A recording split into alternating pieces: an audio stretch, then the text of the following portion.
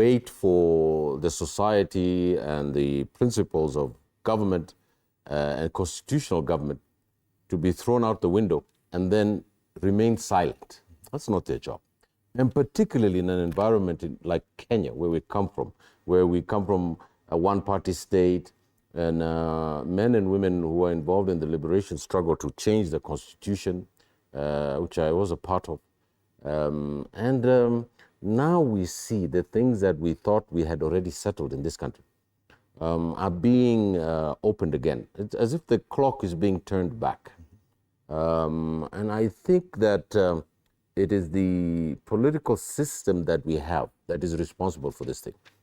I've always argued that this issue of electing a president and a deputy president is absolutely wrong for this country. I've always believed that the National Assembly is the sovereign institution in this country, and that even the president, the prime minister, and all the government officials of this country should come from the National Assembly. And in that way, my honorable friend here on the right can have influence over the policy of the government and where the government is going, because the member of parliament will have fundamental power in that type of constitution.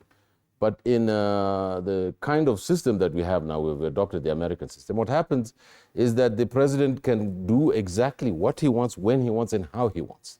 And he can interfere in any part of the system, because the gusto or the strength for the National Assembly and the judiciary to resist the executive is very low. Secondly, we're celebrating only 12 years of our Constitution. Yes. Now, if there's anything in this world that the judiciary should be doing in its jurisprudence, is to interpret this Constitution. Mm-hmm. But what other job does the judiciary have if it's not interpreting what this Constitution is saying? And I think that this kind of talk by the president is telling us exactly where his thinking is as far as the separation of powers is concerned, and where the republic should go. He wants it to go the autocratic way. He wants the one-man show. He wants his way or the highway, and he's lecturing the judiciary, okay. But in a roundabout way.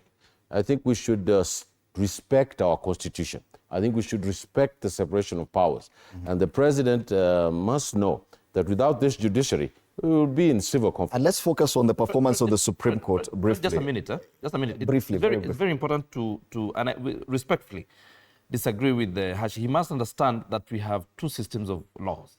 We practice common law. And in our common law, unlike the civil law that is mentioning here, our courts are not inquisitive.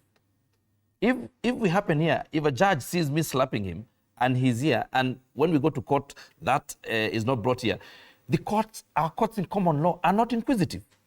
That is purely what it is. If you want to change our law from common law to civil law, then we first do it and we change our constitution to reflect the same. Okay. But for what we have right now, then the example is given here doesn't carry. Okay.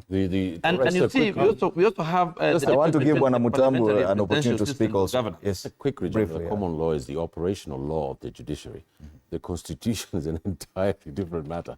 The Constitution expresses what the will of the people are, what is the sovereign republic, what are the laws that should be followed. I think that distinction should... Let's bring Bwana Mutambu into this conversation. Bwana Mutambu. I think when we debate with emotions or with the notion of who do I support and who should be right, I think it is wrong, right?